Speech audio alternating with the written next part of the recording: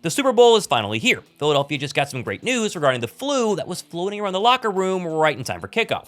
Plus, why Jalen Hurts will finally silence the haters who got extra motivation just days before the actual game, and why KC has zero shot at stopping Saquon Barkley. I'm Thomas Mott. This is The Thomas Mott Show.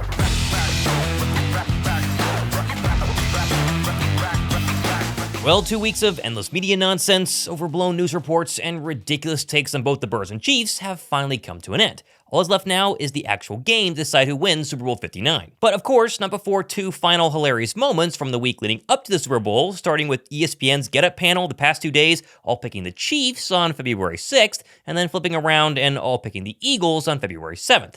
Pretty funny here, play both sides, that way you can't be wrong is definitely the national media game. Or how about the equally quote-unquote funny NFL Honors Award show on Friday night? And first off, congrats to Saquon Barkley for rightfully winning the NFL Offensive Player of the Year award for his absolutely meteoric and historic season, tearing through every single defense he's played. Well-deserved and obviously the right choice. I'd like to thank my teammates and coaches.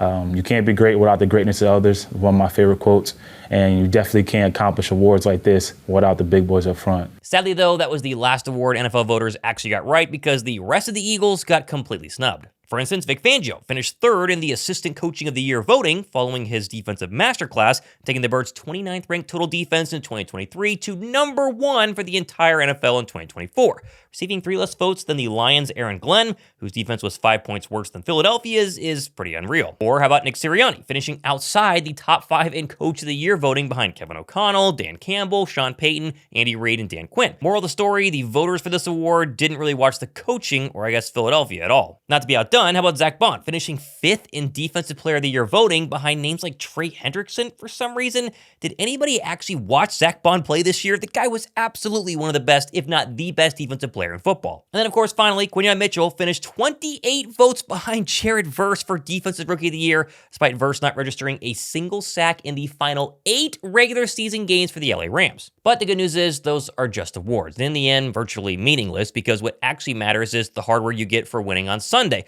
You can get Defensive Player of the Year, that's great, but winning a Super Bowl and actually being snubbed for the previous awards might be the best thing to happen to Philadelphia players all weekend long. Also, speaking of Sunday, join me and Josh for our Super Bowl live stream. We'll start 1 hour before the kickoff. We're gonna have a ton of fun, watch the game together, and of course, I'll give away the signed Cooper DeJean helmet, the Super Bowl t-shirt, and Super Bowl jersey to somebody who, of course, is a subscriber, has liked one of the videos this week, and dropped a comment. Go do that down below on today's video as well. Now, it's been pretty wild that the biggest news of the entire week before the Super Bowl, at least for the Birds, has been centered around the flu, as I've chronicled on my channel all week long, starting first with Jalen Carter, who had the flu, then fellow defensive lineman Nolan Smith, which was then followed by a brand new report on Friday morning that Lane Johnson has some sort of illness, and apparently even Quinyon Mitchell reportedly has laryngitis. Thankfully, though, despite all the common cold hysteria, Eagles insider Derek Gunn quieted all the fears on Friday morning by officially tweeting that all players dealing with illnesses on the Eagles are feeling a lot better as of today. And the Birds' final injury report from Friday evening correlated all of this as all the quote-unquote sick players not only practiced, but obviously will play on Sunday. And that includes the non-sick players as well, who had other injury concerns, including Landon Dickerson's knee, Cam Jurgen in his back, and yes, BG, you see him there with his tricep. All practiced, all will play, and all are expected to have a big impact. Which, by the way, same for the Chiefs. Both sides very healthy. 0 issues for KC on their final injury report of the week. They look very, very healthy and shouldn't have any problems. Also, for the past few months, I've been partnering with channel sponsor Bombas to promote their socks and clothing items, and at this point, they're basically the only things I wear. Bombas spent years designing the most comfortable and durable socks in the market, and their new athletic shop is here to support you in any workout. All of their socks are designed with sweat-wicking yarns and strategic cushioning to keep you comfortable during any activity. We're talking socks for running here, socks for golf, hiking, compression, ski, snowboard. They have a ton of different options for your athletic needs. My most recent Bombas haul was their active flyless boxer briefs, which I wear every single day at the gym. And I also got a pair of ski socks because I don't own ski socks. These are incredibly comfortable. I wore these at the NFC Championship game. They kept my feet extremely warm. I'm gonna try them out skiing here next month. Bombas has also given away millions of socks to places like homeless shelters, rehab centers, and to medical service professionals. All part of their one purchase equals one donation promise. In fact, Bombas makes the top 3 most requested clothing items at homeless shelters across the nation. And right now, all new customers can get 20% off your first order at Bombas by going to bombas.com/ThomasMod using the promo code ThomasMod at checkout. Trust me, you're gonna love Bombas as much as I do. Oh, and you might like this report from John Clark of the Birds' second to last practice, saying it was their longest and most intense practice of the Super Bowl week. 2 hours, with Nick Sirianni adding he thought everyone looked very locked in and ready to go. Now, when it comes to the actual game, everybody has broken down this matchup from every angle possible over the past 2 weeks. Personally, though, I think it's going to come down to one true matchup: Steve Spagnuolo's defense versus Saquon Barkley. The reality is, if the Chiefs can stop Saquon, they're probably going to win. Doesn't matter how good or bad Mahomes is going to be or how many turnovers happen. If Saquon Barkley gets insanely bottled up, it will take a lot for the Birds to overcome that. Of course, I'm not saying Jalen Hurts in the passing game can't throw to victory. Clearly they can and almost did 2 years ago. But breaking it down in just the most simplest terms, no nonsense, stopping Saquon wins it for the Chiefs, and everyone in the Birds, including Lane Johnson, definitely knows that. There are some tell signs, but I feel like they do a good job of really disguising it. Yeah, I mean, they do everything, and they make it look vanilla. They make it all look the same. So, but for us, if there's any change in alignments or anything, that can help. But they're really good tacklers. I mean, they don't miss. They do a good job of, I feel like they're keys. They're quick. So if you're not right on your points or any of that, there's guys getting tackled in the backfield. And so that's really what it does. They do a good job of moving on a chain sometimes and making it difficult for the center. But I'll be honest, I have very little faith in the Chiefs actually being able to do that, because stopping Saquon Barkley, as we've seen the entire year, is a lot easier said than done. I mean, how many times have we heard this? Well, they haven't played X defense. For instance, the Ravens, #1 run defense heading into that game in Baltimore, and they couldn't stop Saquon. Or even the Commanders, they played Saquon twice. No way he goes at them for a third time. They're gonna know how to stop him. And obviously the Commanders and every other team that played Saquon Barkley had zero ability to slow down 2-6. The one area of concern I have about the Chiefs is the run defense. Here they are against Cleveland. The last 6 weeks, it wasn't good. They sink down right here, all right? This is a play that the Eagles are going to run. This is going to be run just like it's being run right here, all right? Ford goes to the left right here of Dorian Thompson-Robinson. There's going to be a mesh point right here. And right here, Kansas City is sitting there waiting for whether Ford gets it or whether Robinson keeps it, all right? And they give it to Ford, and he outruns the perimeter right there and picks up 10 yards. Okay. Now, here's the same play that Houston runs. Watch what Kansas City does. They go to their big linebackers, Tranquil, Bolton, Chenal. All right, here it comes. Here comes a similar play. Here comes counter Trey. Now, do you keep it or do you hand it off to Mixon? They hand it off to Mixon here, and here you go. Like, you get Saquon into this alley, Katie bar the door. All right? I mean, Bolton can't get him. Nobody's going to get Saquon if he gets to that spot. Now you watch the Steelers. Tranquil right here. It could be a run blitz. Maybe you'll see this Sunday. Tranquil runs through, but this is not a good run fit. I mean, you got Reed outside, and you got Tranquil here, and there's nobody here. And Warren rips it for 22. And I've said this multiple times this week, but the Chiefs never playing against Saquon Barkley, let alone Saquon Barkley behind the Eagles' current offensive line, is going to give the Birds a massive advantage that the media has completely overlooked. I think it does help that they never went against me either. But the challenge is, man, as you watch film, you can see why they're so good. You can see why they're two-time defending champs and why their defense is ranked high every year. We know it's going to be a challenge. It's Spags. You never know with him. He brings all type of defenses, all type of blitzes. So definitely got to lock in and really focus on our details. But at the end of the day, I think it always going to come down to adjustments. So that's the thing we got to focus on. Saying you will slow Saquon Barkley and actually slowing him down are two different things. Saying you'll slow down Saquon Barkley while also somehow bottling up Jalen Hurts' running ability, or how about A.J. Brown's big play catch ability, or Smitty and Goddard's history of carving up the Chiefs, it just seems too big for any defense to handle, let alone the great Steve Spagnuolo's defense. Every game is a big game, so we got another opportunity to do it, and we work very hard for this moment and to be the last man standing. And so we just want to put our best foot forward. Now we got another opportunity to get better at practice today and just take advantage of it and keep stacking. Now, I know in the back of every Eagle fan's mind, the other big worry that they have is the worry they can't really talk about without getting berated on Twitter, and that is the current referee situation for the Kansas City Chiefs. And let me just say this. First off, don't let KC fans gaslight you. The Chiefs have had a penalty advantage just based on raw data alone from the 2024 season. And yes, the Chiefs, in their last 11 playoff games, they have had fewer penalties than their opponents in 10 of those games. And of course, the cumulative win probability from added penalties the last 4 years definitely seems to favor one team above the others. My simple proposition for the whole Chief ref thing is very simple. Make it too big to rig. And by rig, I mean make sure the ending of Super Bowl 57 doesn't happen to Philadelphia this time. Because, of course, the controversial holding penalty on James Bradberry clearly cost the Eagles the game and gave a first down that basically won it for the Chiefs. Is that the only reason the Chiefs won that game? No. But you got to make sure that the Birds score enough early in this game to maintain a double-digit lead well into the fourth quarter. That way, a holding penalty or a pass interference call or even Patrick Mahomes baiting an Eagle into a late hit out of bounds will not matter. I'm not a whole referee, NFL is rigged for the Chiefs conspiracy theorist. All I'm saying is if Philadelphia can get off to a hot start, if they can maintain a lead, they can get into a fourth quarter having a double-digit lead, then there's no way possible for Mahomes to bait the ref into throwing a penalty flag when he goes out of bounds, has a holding call, pass interference over the top. None of that will matter, and Philadelphia can win no matter what. In the end, though, I'm not that worried about the refs. I'm not that worried at all. Can the Eagles lose this football game? Absolutely. The Chiefs are a generational team. They're the best team we've seen since the New England Patriot dynasty. They're fantastic in every single way.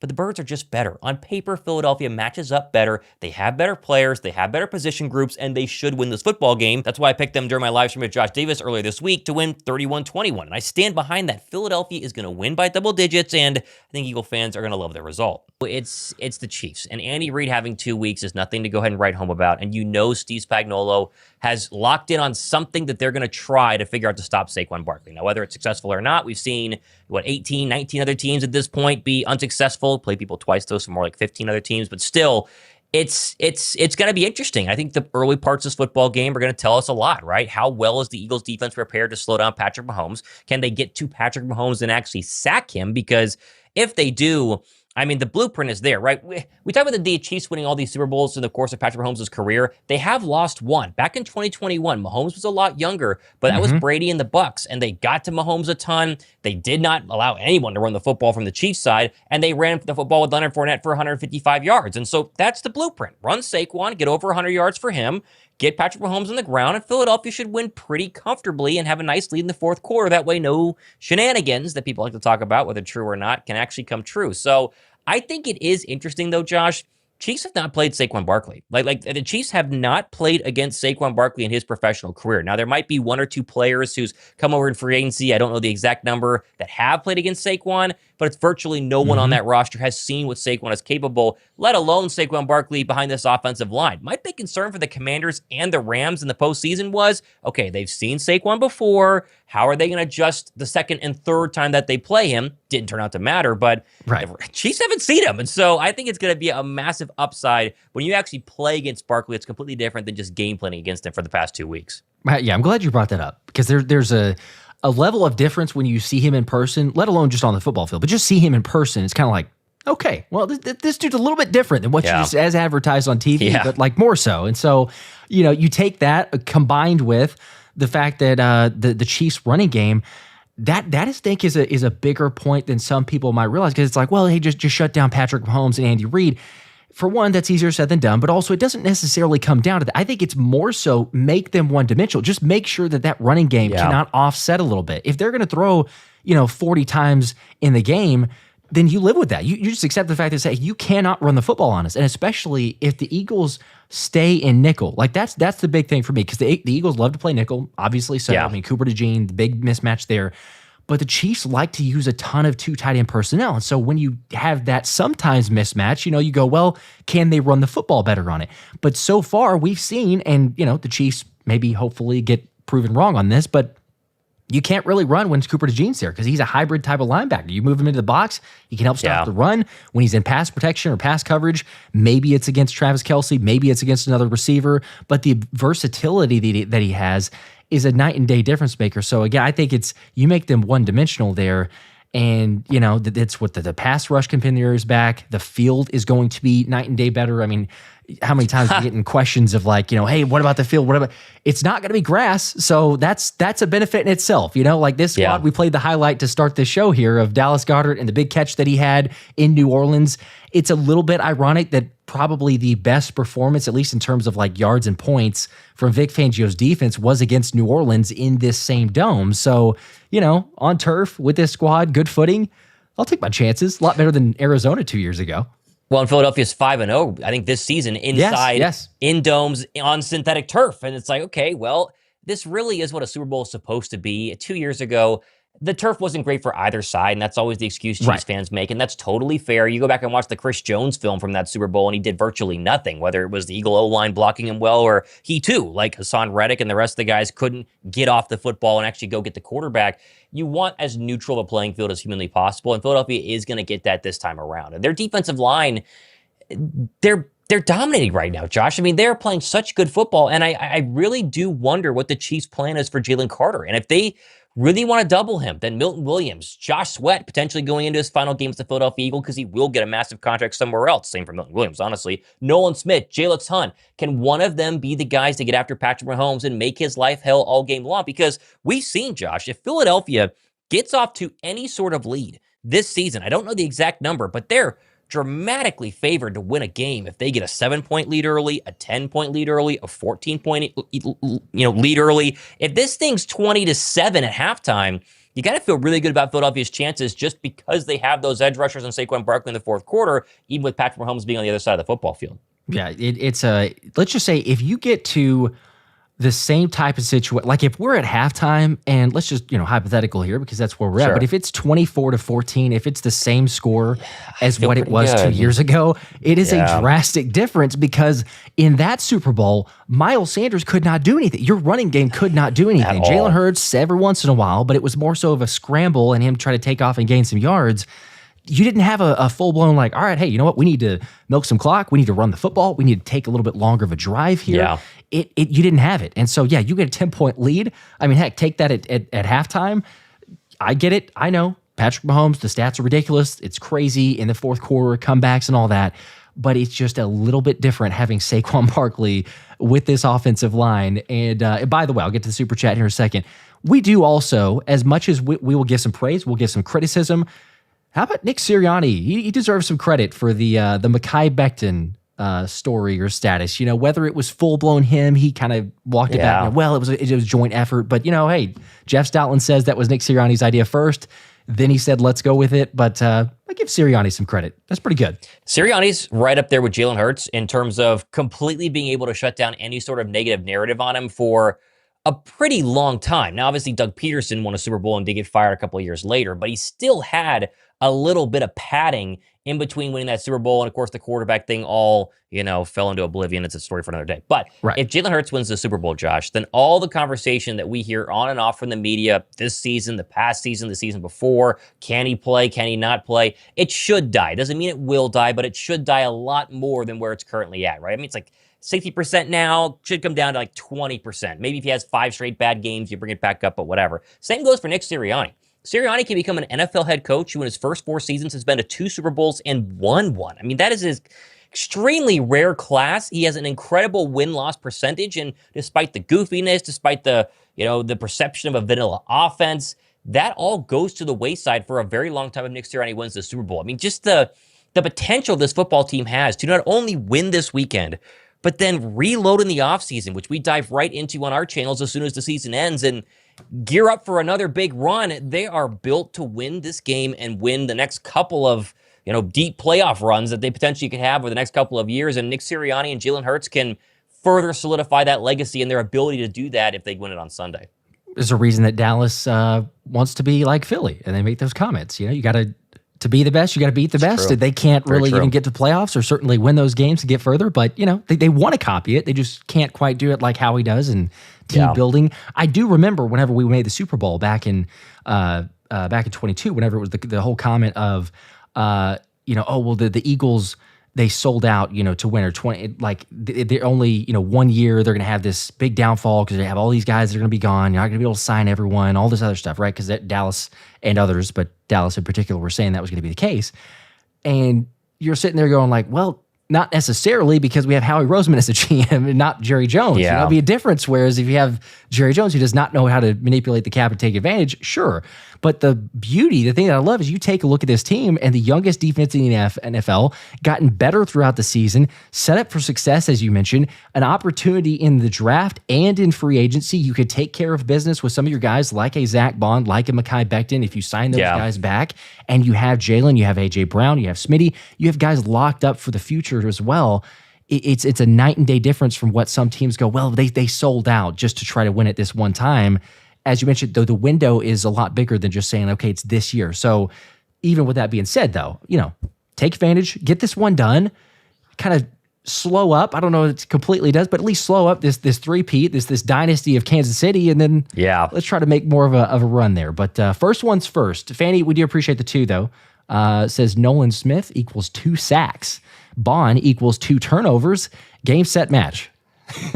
That would do it. That would probably indicate a pretty big Eagles win. I am very curious how Fangio decides to play Kelce, because he's seen Travis Kelce a lot throughout his career, especially in Denver. And you get 2 weeks, and he has the personnel to do it. Do you want C.J. Gardner-Johnson to be kind of the main guy? Do you want Bond to run around there on him? Do you let Oren Burks and Bond double team? Do they throw a lot of double teams at Travis Kelce? Does Cooper DeJean get into the mix? That's really the matchup, right? Because as you look at the Chiefs' offense, Pacheco's a very good runner. Pacheco's not a 130-yard, carry sort of guy. And against the Eagle defensive line, it's probably not going to be a massive Pacheco game unless he breaks a 70-yarder and then gets an extra, 45 the rest of the way. Worthy's a problem, but you wonder how they're going to utilize Worthy and get him in the open space, right? I think Worthy is probably the other big factor. DeAndre Hopkins is very much just a possession receiver. He's not going to go up and, get a football where he beats Quinyon Mitchell on a go route. It really is Kelce. It's Kelce and then Mahomes running around. And if they can find a way to stop those 2 things, that's probably all she wrote. But that's the problem, is that teams they've done a good job slowing down Mahomes and Kelce at times, but they seem to lose by 3 points, 1 point, 5 points, 7 points. They're all 1-score games, and they're low-scoring games against the Chiefs offense. So slow them down, but if the Eagles offense on the other side can just get enough points to pull ahead, it's a wrap, and it feels like it could be a wrap earlier than we think. All of us Eagle fans are extremely confident. I've not talked to an Eagle fan who's like, yeah, I'm kind of scared. I think we might lose by 10. I think there's no Eagle fan out there saying we would lose by double digits. If we lose, it's by 1 point, 2 point, 3 point, and if we win, it's by 10 plus. I've heard the exact same thing, because you just look at this team and, there is the Andy Reid factor. There is the Patrick Mahomes. You give some extra time and prep, but sure, like we were talking about earlier, that you all the positional breakdowns. Hey, Mahomes is great. Absolutely. No one's doubting that. Andy Reid's great. No one's doubting that. But there's not a dominant receiver. You go through and you just said DeAndre Hopkins, you're not really Juju Smith-Schuster. There's not, there's Travis Kelce. Yes. But it's kind of like, okay, he's not the same of what he once was. He can beat you if you let him get open, but we have a lot of guys that are playmakers. And I think the speed plays a huge factor too, with the turf, as we mentioned. I mean, that naturally speeds up teams, but I think that when you're talking about a bend but don't break and limit the yardage, the only thing, to me, the only thing that really helps amplify Kansas City and they're able to take advantage is if there's a lot of missed tackles. But we haven't seen too many of that. We saw a little bit in the Green Bay game early. You're kind of going like, maybe you got to kind of clean this up.